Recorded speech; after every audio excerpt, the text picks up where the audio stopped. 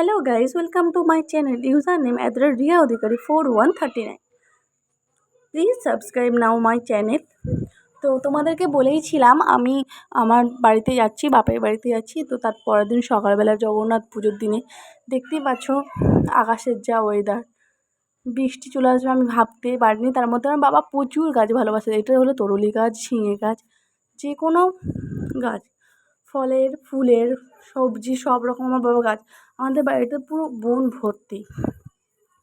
তো আমাদের বাড়িতে এমনকি কমলা লেবু গাছও আছে। এগুলো হলো সব নিচে ফুল ফল। আমাদের বাড়িতে গরু আছে, পায়রা আছে, কুকুর আছে, সব রকম আছে। তার মধ্যে বৃষ্টি শুরু হয়ে গেল। বৃষ্টি শুরু হয়েতে আমি আর কি করবো, হাতটাই বাইরে বার করে বসে থাকলাম।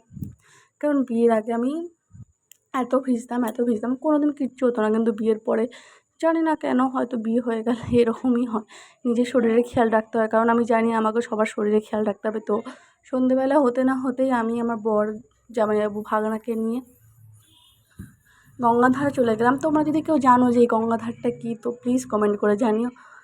তো দেখতে পারি তোমরা কি জানো কি না, এই গঙ্গাধার আদৌ এসেছো কি না। তো এখানে আমার ভাগনা, তার মধ্যে চলে গেলাম রথের মেলায়। এখানে আমাদের বড় করে পুজো হয়, বজরংবলী মন্দির। আর এখানে সব 9:30টার সময় এসেছে বলে সব ভিড় কমেই গেছে। Thanks for watching my video, bye bye.